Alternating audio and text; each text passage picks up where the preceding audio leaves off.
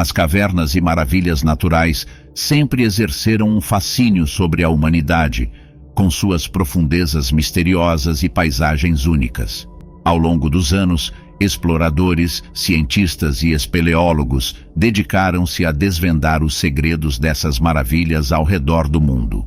E suas descobertas revelaram um mundo oculto repleto de surpresas e revelações extraordinárias.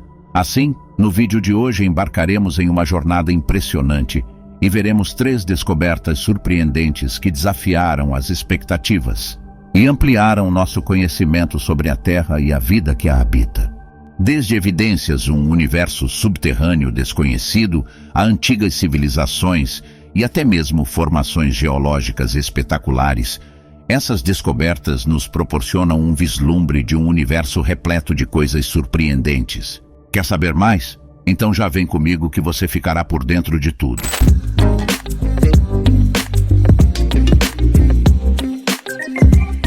Olá pessoal, tudo bem? Bem-vindos ao Conhecimentos do Mundo. Antes de continuarmos, não espera até o final do vídeo para se inscrever, deixar o seu like e ativar o sininho. Isso ajuda demais a nossa equipe. Lago Natron. O Lago Natron é um lago alcalino localizado no norte do distrito de Ngorongoro, na região de Arusha, na Tanzânia.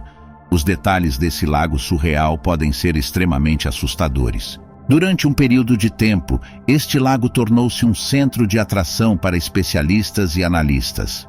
A água carmesim parece bonita, mas não atraente o suficiente para forçar as pessoas a dar um mergulho nela. Mas por quê? Foi relatado que o lago transforma em pedra os animais que o tocam. Eu sei, isso soa como folclore ou um roteiro de filme de terror, mas pode ser verdade até certo ponto por causa da presença de sal nele. O lago contém depósitos de sal, soda e magnesita. Oldoiniolengai, também conhecido como a Montanha de Deus, contribui para as condições hostis do lago, pois é o único vulcão ativo a emitir natrocarbonatitos, uma rara lava carbonatita. O carbonato de sódio e outros minerais que entram no lago vindos das colinas circundantes tornam a água alcalina. Para os não versados, os depósitos de carbonato de sódio aparentemente também já foram usados no processo de mumificação egípcia. Assim, nesse lago do leste africano, o mesmo processo funciona como uma espécie de conservante para os animais que perderam a vida em suas águas. Inclusive, vários relatos da mídia dizem isso, mas é difícil estabelecer que a água do lago foi responsável por transformar animais em pedra quando eles morreram após entrar em contato com o lago. Mas não há nenhuma prova. Na verdade, a mesma água também sustenta um próspero ecossistema de pântanos salgados, pântanos de água doce, flamingos, dentre outros. Contudo, o lago, considerado um dos mais mortíferos do mundo, deve ser aterrorizante para a maioria dos animais, mas não para os flamingos. Este lago é um local próspero e a única área de reprodução regular na África Oriental para os 2,5 milhões de flamingos menores. A água salgada do Lago Natron tem um pH superior a 10,5 e os relatórios dizem que a água é tão cáustica que pode queimar a pele e os olhos dos animais que não estão adaptados a ela. No entanto, o lago obtém seu tom vermelho sangue de bactérias que podem tolerar condições adversas. Nick Brent, um fotógrafo inglês, cujo trabalho se concentrou principalmente no mundo natural, que está desaparecendo rapidamente devido à destruição ambiental e às mudanças climáticas, publicou um livro em 2013 intitulado Across the Ravaged Land. O livro é o terceiro e último volume da trilogia de livros de Brent que documenta o desaparecimento de animais na África Oriental. Ele publicou uma série de imagens que mostravam imagens assustadoras do lago e supostamente seus mortos. Conforme citado pela NBC News, Brent disse: "Encontrei inesperadamente as criaturas, todos os tipos de pássaros e morcegos, ao longo da costa do Lago Natron, no norte da Tanzânia. Peguei essas criaturas quando as encontrei na costa e, em seguida, colocando-os em posições vivas, trazendo-os de volta à vida." Em seu livro, Brent explicou: "Eu inesperadamente encontrei as criaturas. todos os tipos de pássaros e morcegos, levados ao longo da costa do Lago Natron. Ninguém sabe ao certo como eles morrem, mas a água tem um teor extremamente alto de soda e sal, tão alto que arrancaria a tinta das minhas caixas de filmes Kodak em poucos segundos. O infame buraco azul em Dahab. Com uma abundância de vida marinha como nenhum outro lugar, o Mar Vermelho oferece muitos locais de mergulho para mergulhadores que visitam o Egito de todo o mundo. Os mergulhadores experientes, em busca de uma das melhores experiências de mergulho de suas vidas, vão a Dahab para o local de mergulho mais famoso do Egito, o Blue Hole. Considerado um sumidouro submarino com uma profundidade máxima que ultrapassa os 100 metros, o Blue Hole não é uma experiência de mergulho para iniciantes e requer os mais altos níveis de confiança e habilidades de mergulho. Mas aqueles que tiveram a coragem de mergulhar e explorar este incrível local de mergulho, com certeza tiveram o mergulho de suas vidas. E para aqueles que fizeram, mas não sobreviveram, com certeza morreram fazendo o que mais amavam em um considerado o mais mortal local de mergulho. Mas como ele foi formado? Disse que a razão por trás da formação do Blue Hole é a colisão de um cometa nesta área, que causou a formação de um buraco profundo, uma caverna profunda e um labirinto subaquático com grande profundidade. Foi descoberto em 1963 por um avião que encontrou um extraordinário ponto de água. Eles se interessaram em explorá-lo por sua beleza marcante, mas mais tarde descobriram a extensão de sua profundidade e o quão perigoso poderia ser. Outro grupo acredita que a razão por trás de sua formação é a erosão das camadas de calcário como resultado do fluxo de águas subterrâneas sob o gelo. Ainda assim, não há confirmações de um motivo específico para a formação daquele ponto profundo de água repleto de túneis, cavernas, correntes de água e tantos outros fatores com possíveis causas que levaram à morte de mergulhadores.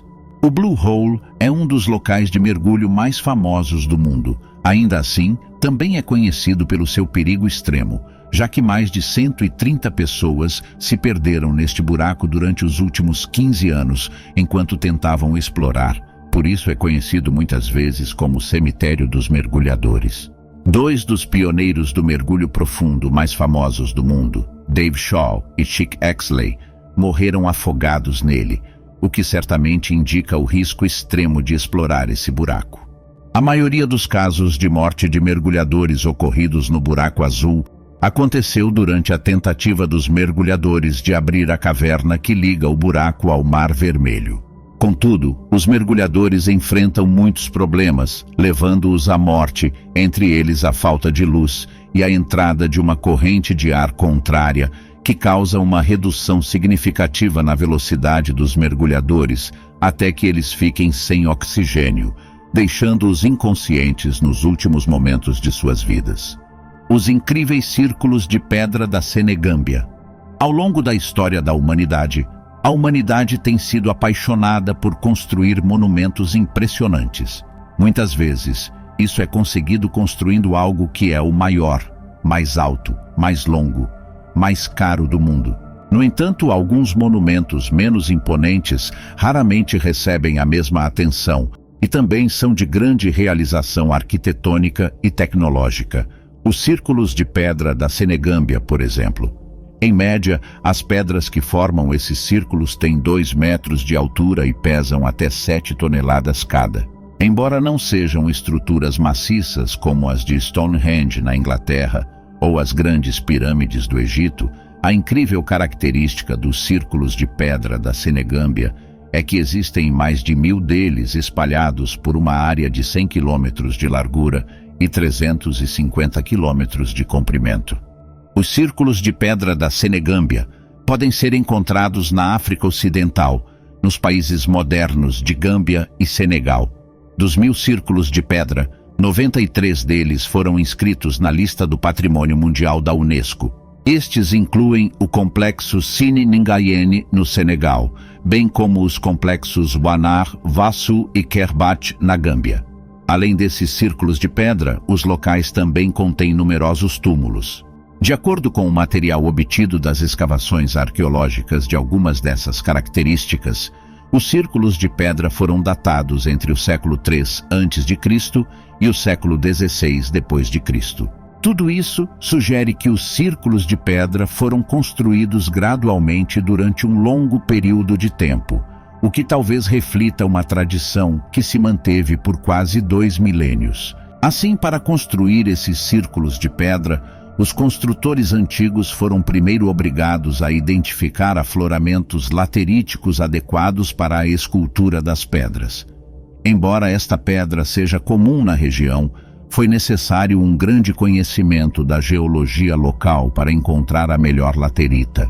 Tendo encontrado a laterita adequada, seria necessário cortar e extrair a pedra da pedreira, o que certamente não foi uma tarefa fácil, pois as pedras precisavam ser extraídas inteiras.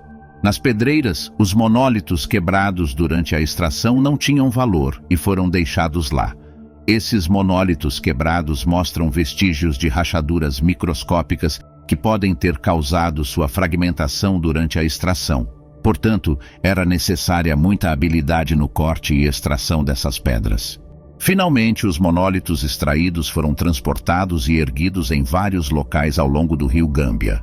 Este processo final sugere que existia uma organização social capaz de mobilizar a mão de obra necessária para esta tarefa. Imagine esse processo sendo repetido por dezenas de milhares de monólitos, e só assim você terá uma noção da escala massiva dos círculos de pedra da Senegâmbia. No entanto, a função desses círculos de pedra permanece um mistério para nós.